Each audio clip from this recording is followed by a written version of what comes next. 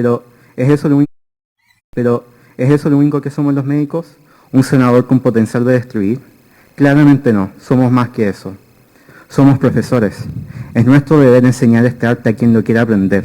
Muchas veces a los médicos se les olvida que no son dueños de la información. Deben a sus maestros y a otros profesionales científicos lo que son hoy.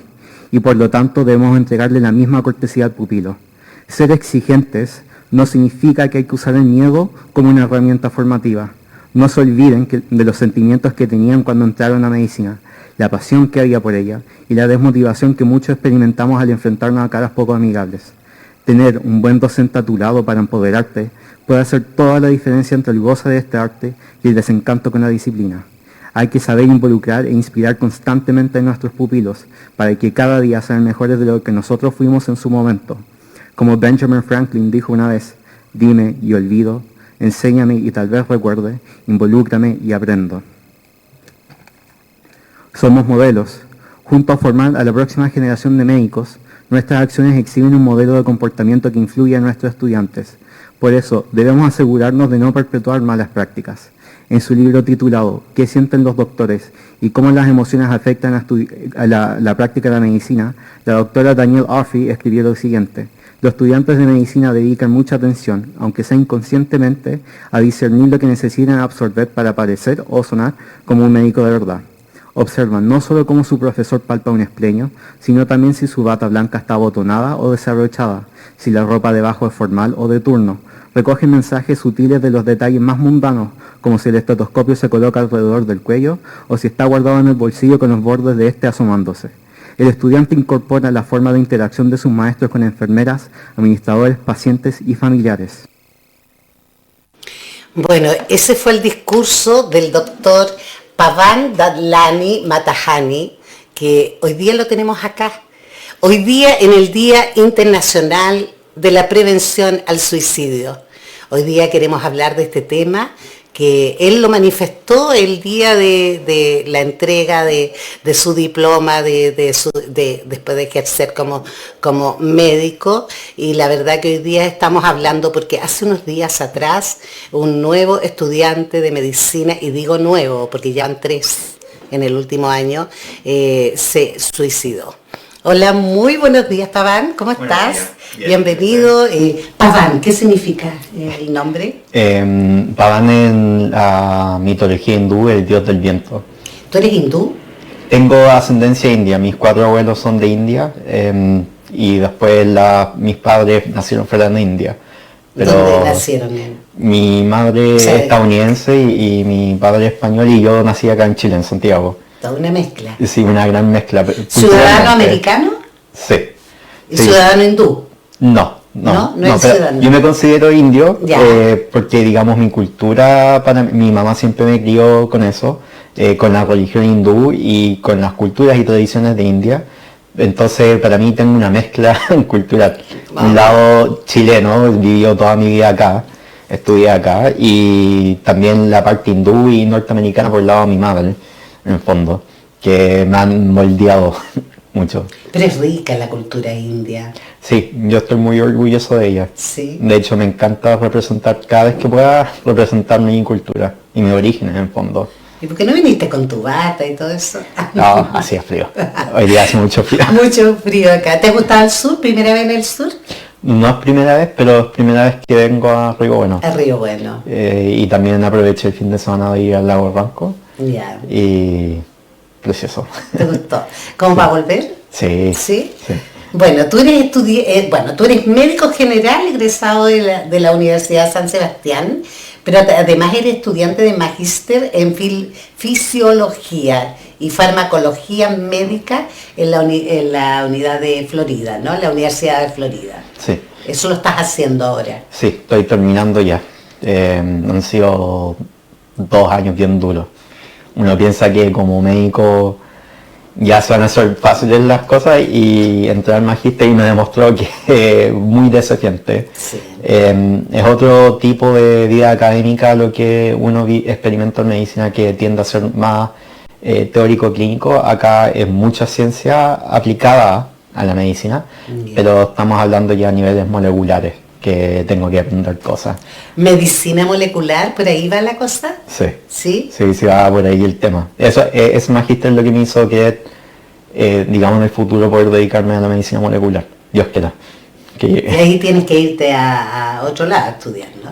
En este caso, como tengo la nacionalidad estadounidense por parte de mi mamá, quiero aprovechar eso y afortunadamente recién este año pude homologar el título en Estados Unidos y ahora puedo rendir los exámenes para entrar a la especialidad. Y también la CNA, que es la Comisión de Acreditación Nacional de Chile, también fue validada en Estados Unidos, lo cual significa que cualquier médico que haya egresado de una universidad chilena que esté acreditada por la CNA puede ejercer en Estados Unidos si es que cumple los requisitos de ellos. Ah, qué bien. Además que tú hablas el idioma espectacular, así que tú sí, tu lengua madre, digamos. Sí, de hecho inglés fue el primer idioma que aprendí, eso incluso habiendo nacido en Chile. No se habla español en mi casa. No se habla español. Prohibido. Oye, Pavan, ¿qué te parece cuando escuchas que la muerte de este joven médico, estudiante de medicina, la semana pasada, fue recién? Uh-huh. ¿Qué te parece a ti? ¿Cómo viven ustedes los estudiantes de medicina? Los aprietan mucho, les sacan mucha información. ¿A qué se debe esto? El tema es que medicina de por sí es una carrera bien exigente, ¿ya? Y hay que ser exigente académicamente porque el día de mañana el médico va a ser responsable por la vida de otra gente. Y eso, o sea, ya a mí, si alguien atendiera a mi mamá, me gustaría que fuese lo más competente posible. El tema es que ser académicamente exigente no significa que hay que maltratar a los estudiantes, humillarlos al frente de los colegas, llamarles por nombre, y eso normalmente es lo que sí se vive en una carrera de medicina, lamentablemente. Tenemos que entender que los médicos nos forman como médicos clínicos y no son pedagogos. Pedagogía es otra carrera y si uno en verdad quiere que hayan médicos haciendo docencia, hay que también entrenarlos en pedagogía, que entiendan que hay distintos tipos de personas que aprenden de formas diferentes. Y que no porque un estudiante tuyo no entendió la forma en que tú explicaste algo, significa que es tonto, sino que es tu responsabilidad como docente explicárselo de otra forma, porque al final del día, cuando uno se matricula en la carrera de medicina, y en estos casos, en varios casos, que son los padres también que pagan por la carrera, uno confía en que la universidad y los docentes que van a estar al cargo de su hijo o hermano les hagan buena docencia. Y que los eduquen bien, no que los humillen, no que los maltraten. Eso es lo que yo creo que los padres entregan a sus hijos a la universidad. Por favor, eduque, o sea, estoy pagando por un servicio, pero también edúquemelo bien sin maltratarlo, ¿ya? Y en medicina de por sí uno está sometido a lo que es el estrés, pocas horas de sueño, que también pueden conducir a la depresión. Más encima que uno, por ejemplo, durante el periodo de internado, que son los 2 años más estresantes de la carrera. Sí, que podrían ser los más relajados, porque estás más como poniendo en evidencia, trabajando con lo que ya aprendiste, ¿no? Sí, es que el tema tiende a ser un estrés. Yo creo que para todo estudiante de medicina que se vuelve interno, un estrés personal, porque uno sabe mucha teoría, pero no entiende cómo aplicarla a la clínica. No hay un razonamiento clínico todavía cuando uno se vuelve interno, y eso uno lo adquiere con experiencia.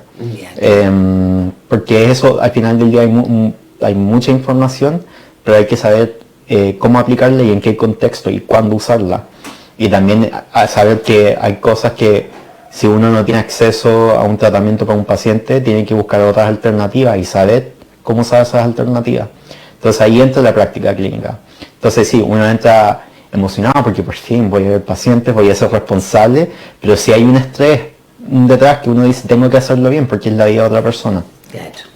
Entonces, además durante el internado, que yo creo que son los años que uno duerme menos durante la carrera, y eso afecta, también uno está expuesto a hacer turnos, porque aparte de digamos, hacer turnos, yo antes hacía turnos de 24, 28 horas, y estaba estaba despierto y después me liberaron del hospital después de un turno de todo un día, digamos, si entro el lunes a las 8 de la mañana y mi turno terminaba a las 8 de la mañana el martes, yo tenía que quedarme en el hospital hasta la 1 de la tarde, sin dormir. Entonces eso afecta harto. Y durante ese periodo que uno está sin dormir, uno también está expuesto al estrés del ambiente, alarmas en el hospital, pacientes graves que uno tiene que ir a atender.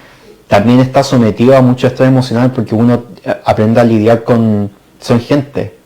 Son personas. Esto no es, tus pacientes son gente con sentimientos, con familia. No es un libro, no es el libro que leíste hace unos años.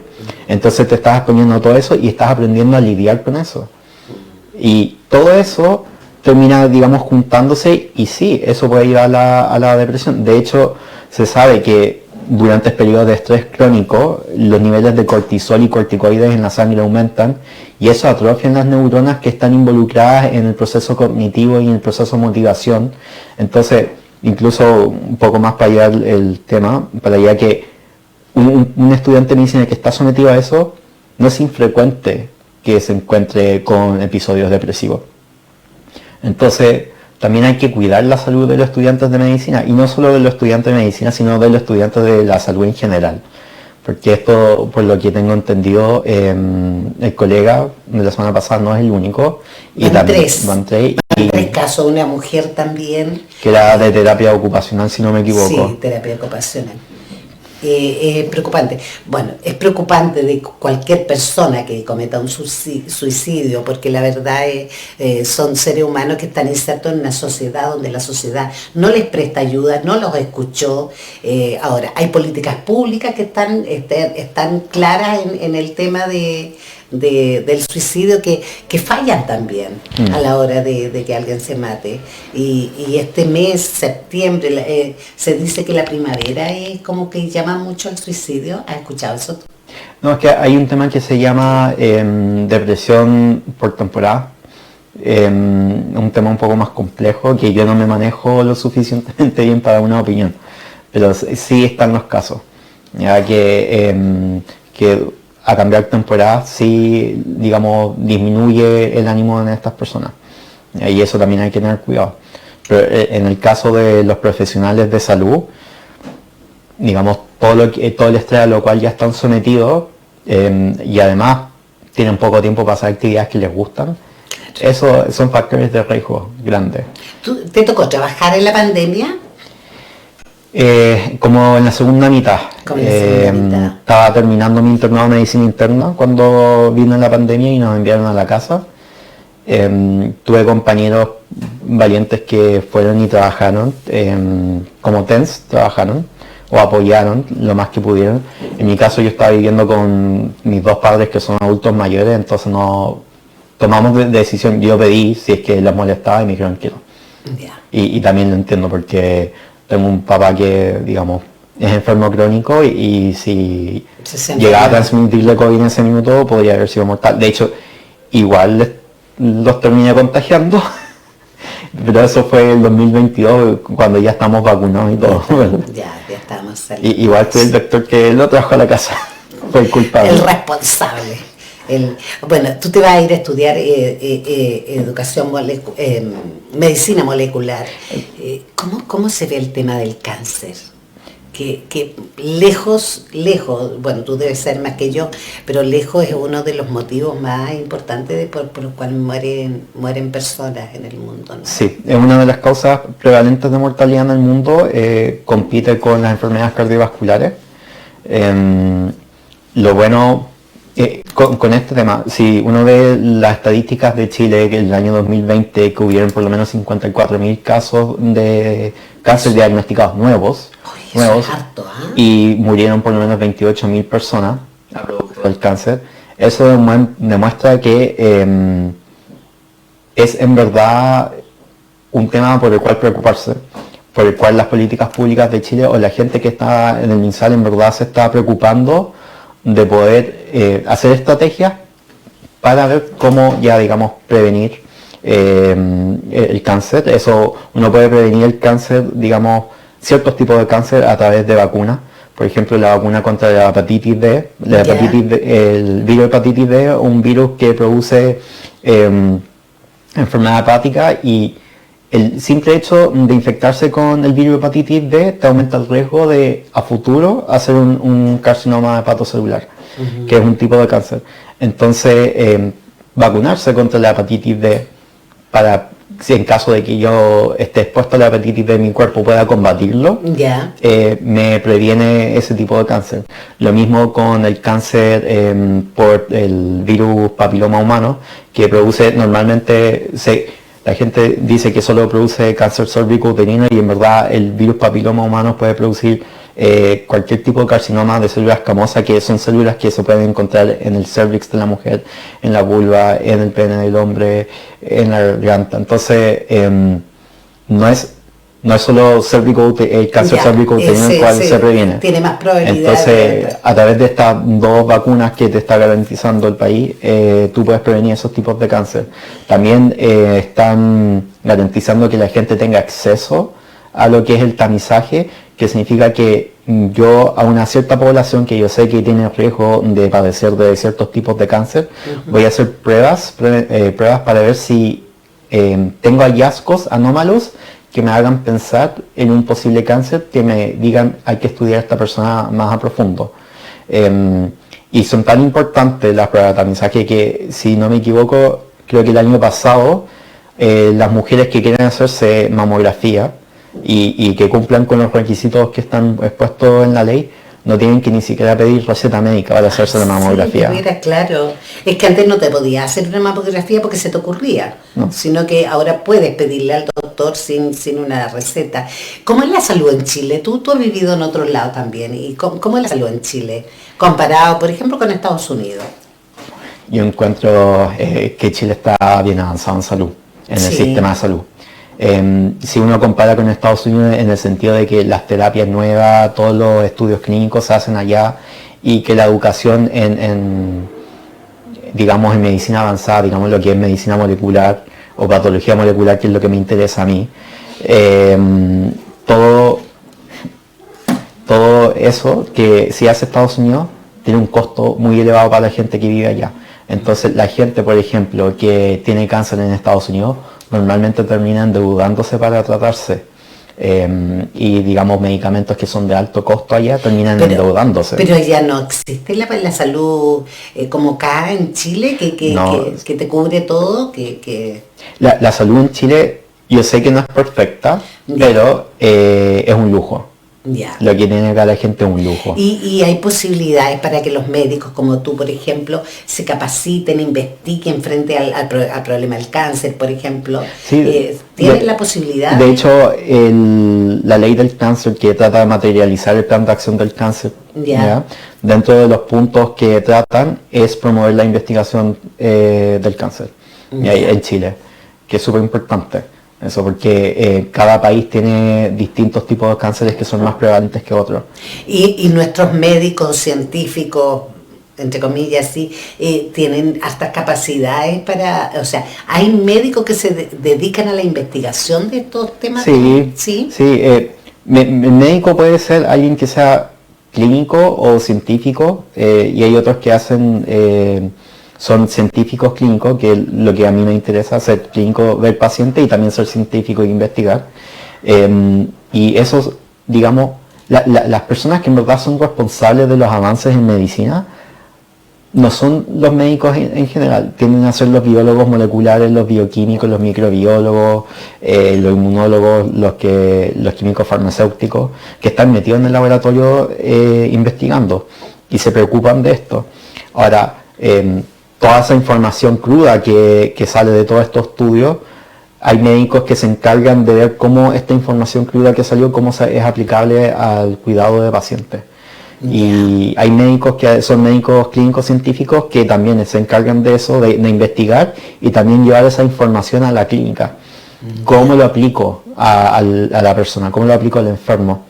Pero eso se da. No son muy comunes los médicos que se dedican a investigación, si los queremos comparar los que se dedican netamente a lo que es clínico, pero sí hay.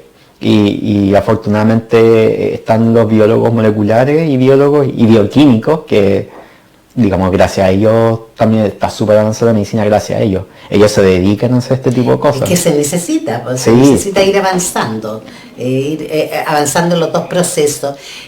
¿Tú qué piensas de lo que se dice que a veces hay médicos que han descubierto, por ejemplo, la cura del cáncer y que las farmacéuticas no permiten que eso se dé a la luz? Es que yo creo que hay un concepto que la gente malinterpreta, que el cáncer no es una enfermedad única. El cáncer abarca distintos tipos de cáncer, así que, o distintos tipos de enfermedades que son cancerígenas, que todas como un conjunto, derivan y digamos como características generales que tienen todas estas enfermedades, es que una célula que es normal empieza a adquirir mutaciones y cuando adquiere ciertos tipos de mutaciones permite que la célula se multiplique sin regulación, o sea, de forma descontrolada se va multiplicando y al estar multiplicándose de forma descontrolada también va adquiriendo otras mutaciones que le permiten adquirir otras características que no le pertenecen a esa célula cancerígena en general.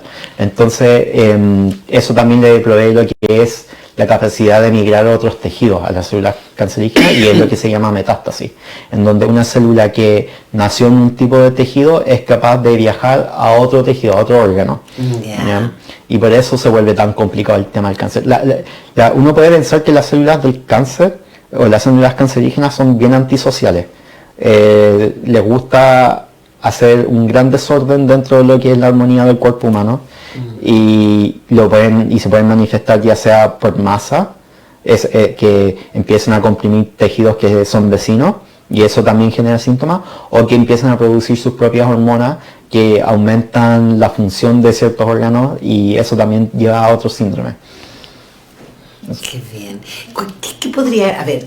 ¿Qué podríamos decirle a las personas para que se cuiden, para cuidarse de no tener un cáncer? Porque hay gente en casa que nos está viendo en estos momentos y la verdad ¿qué podría aconsejarle a esa cámara? O sea, lo principal es entender que el cáncer, la gran mayoría de los casos de cáncer son adquiridos. Hay mucha gente que cree que son heredados. ¿Cómo eso? Que yo puedo ser una persona sana, totalmente sana, pero si yo me expongo a factores de riesgo o sustancias que producen cáncer, por ejemplo, el más común, el tabaco, fumar tabaco, fumar cigarro, si yo me expongo de forma crónica a eso, estas sustancias que están dentro del cigarro pueden van a hacer que mis células muten. ¿Ya? Normalmente las que son más expuestas al tabaco son las células de la boca, del pulmón, y ahí es donde uno principalmente ve el cáncer relacionado con el tabaco, pero el tabaco puede producir otros tipos de cáncer, no es el único. ¿Ya? Okay. Entonces yo siendo una persona normal, si yo me expongo de forma crónica a esos factores de riesgo, en este caso que es fumar, voy mutando mis células a través del tiempo, a través de un periodo muy muy largo, y llega un punto que justo se muta un gen que está encargado de controlar el crecimiento celular. ¿Ya? Y si esos genes se mutan, se pierde el control y puede empezar a multiplicarse como quiera esa célula. Y ahí ya adquiere sus características de cáncer cuando empiezan a adquirir otras características que no le corresponden a su tejido de origen. Entonces, básicamente, si uno se cuida contra estos factores de riesgo, por ejemplo, comer envasados, carne envasada también aumenta demasiado el riesgo de cáncer gástrico. Carne envasada, sí. No hay que hacerlo. ¿A qué te refieres con carne envasada? O sea, estos embutidos que vienen... Los embutidos. Hay que tener cuidado. La gente come, la gente tiene que disfrutar también la vida, pero hay que hacerlo de forma moderada. Y no ser excesivo. O sea, se sabe que hay gente que abusa de ciertos alimentos, que comen en exceso. Y eso también nos aumenta el riesgo. Y también hay que considerar que hay gente, si bien la mayoría de los casos del cáncer son adquiridos, hay gente que... ¿Viene con un historial de atrás? Que cuando uno dice que uno tiene un historial de cáncer en la familia... ¿Ese historial se refiere a lo genético? A lo genético. Se refiere básicamente que uno de los genes que está encargado de controlar el ciclo celular o cómo crecen y se dividen las células, ya viene alterado. Y viene alterado de mi padre o mi madre.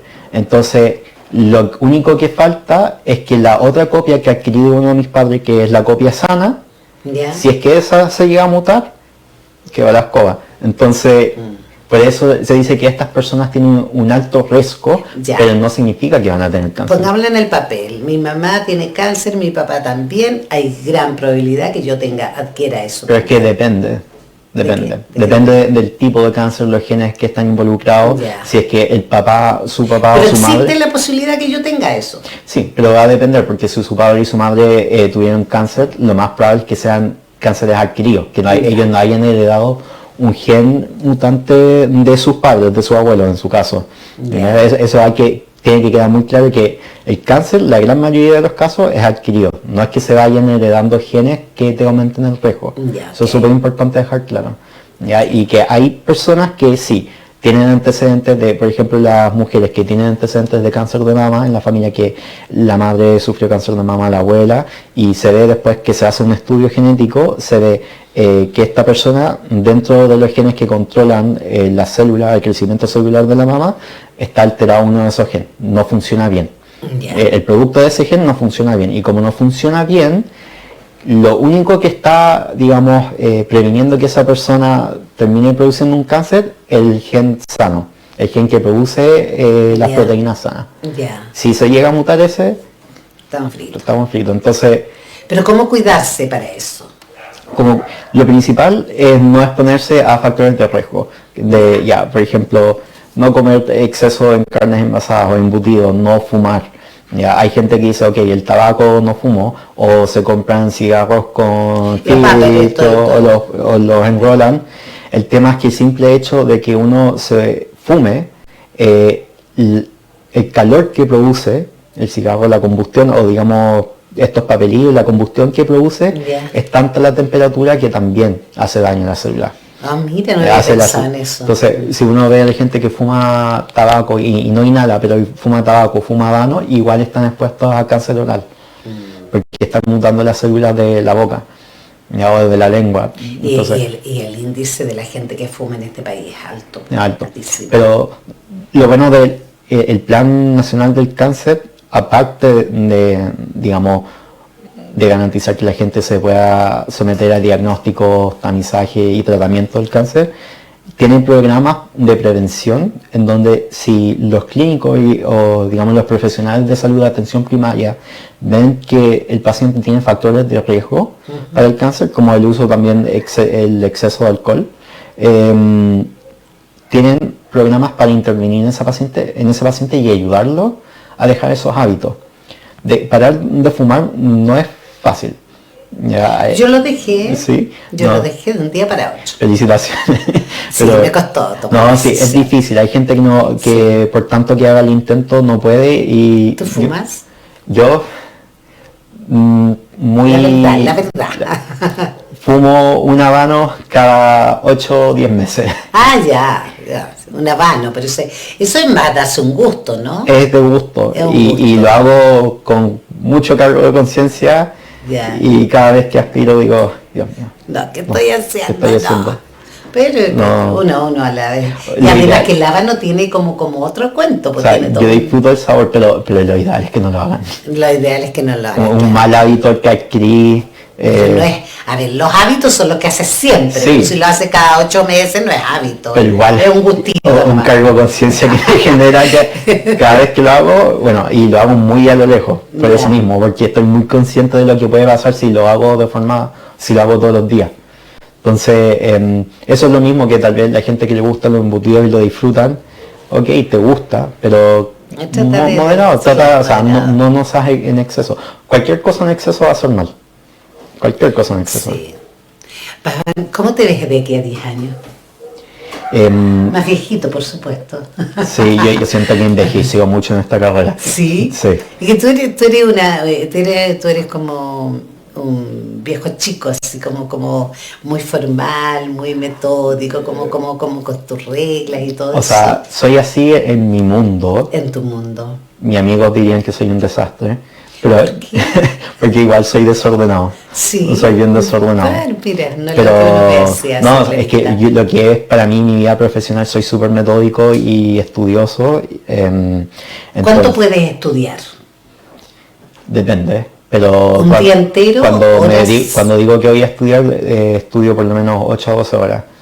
O sea, con mini breaks entre medio, tengo mi perro que me distrae, okay. Pero digo, estas son las metas de hoy que tengo que cumplir y tengo que terminar con esto y lo hago. Metódico. En ese sentido soy súper metódico. Entonces yo, a la pregunta que me había hecho, idealmente, Dios quiera, pueda entrar a mi especialidad en Estados Unidos, que quiero ser patólogo clínico, y después de eso puedo entrar lo que es medicina molecular.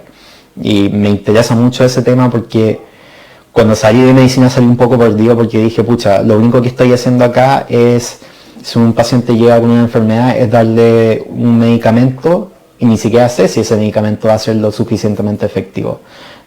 Y la medicina está pasando de este concepto de que un medicamento sirve para todo el mundo. Eso no es verdad. Yeah. Va a depender mucho de la persona, de sus características genéticas también, del ambiente en el cual se desenvuelve. Entonces, por ejemplo, gente que necesita anticoagulantes, ¿ya?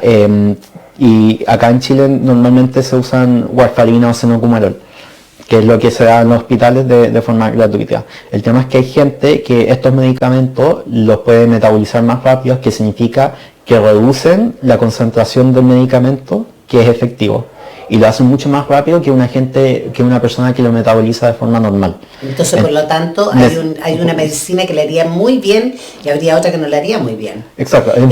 Es como pongamos el ejemplo, el enalapril, que es algo para la presión alta. Yo lo tomo y a mí no me hace tan bien.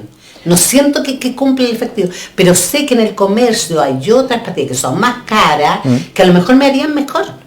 Es que no porque sean más caras sean mejor. No, pero te digo, no te las dan en el hospital, te dan en Alapril o te dan en la sartana. Pero es que eso es lo que se sabe, que la gente responde, en general, responde a eso. Pero eso se escogen como medicamentos para entregar de forma gratuita. Pero el tema de los fármacos es que si bien hay familias dentro, en Alapril está dentro de la familia del lisinopril, por ejemplo, que es otro tipo de antihipertensivo dentro de esa misma familia, pero con otras características. Entonces puede ser que una persona que usa Alapril le dé mucha tos de forma crónica, tos seca. Y con eso yo ya sé, por otras causas, que yo no le puedo recetar a ese paciente medicamentos de esa familia, de la familia del enalapril, que son inhibidores son IECAs, que se conocen. Yo a esos pacientes no le puedo dar eso, entonces voy a ir a otro tipo de antihipertensivos, que eso es más generalizado.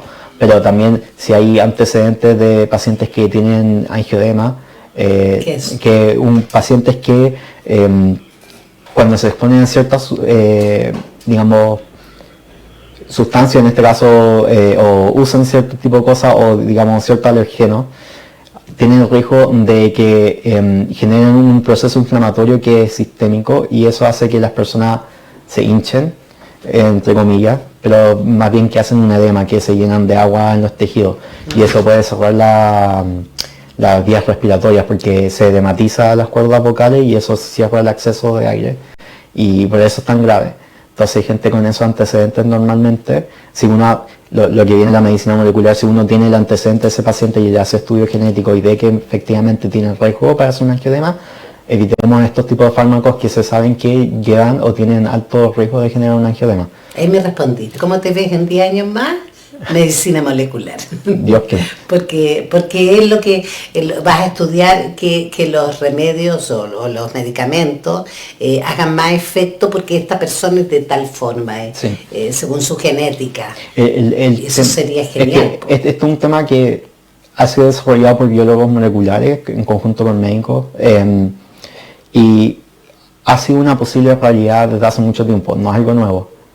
Ya esto incluso de los 90, lo que se conoce como medicina de precisión, es un concepto que se ha estado hablando.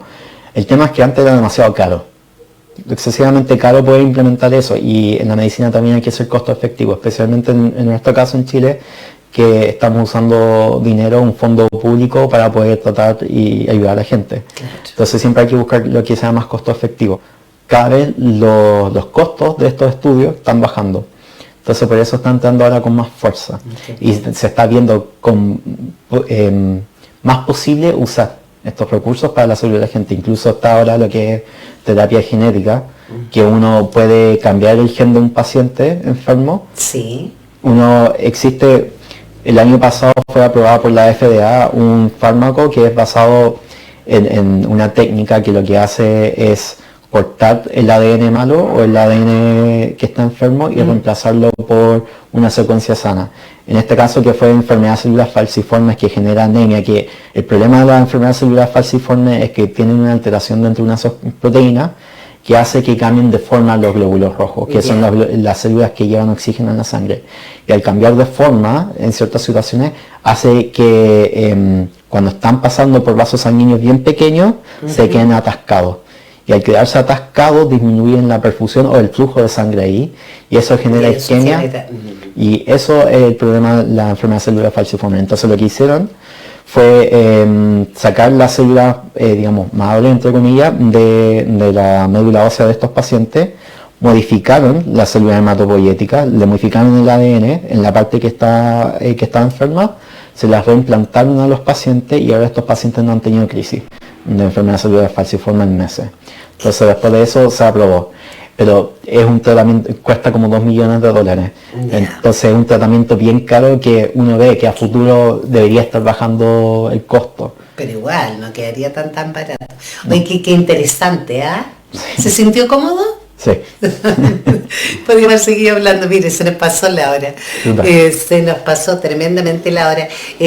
Bueno, cuando salgas de medicina molecular vas en verdad, primero patología, cuando hagas el primer paso es eso. ¿Nos puedes venir a ver y contarnos algunas cosas? ¿Ah? Sí, de hecho, la idea para mí es volver a Chile una vez que termine la especialidad. Okay. Porque de mi formación que espero tener, van a haber varios como yo allá. Y la idea es poder traer algo que aprendí allá para ayudar a implementarlo en Chile y ayudar a que Chile siga progresando. Al sur, pues. O sea, en verdad ayudar al país en general, ver si es que puedo hacer, si puedo servir o ser de servicio, porque todo lo que tengo en mi vida es gracias a Chile.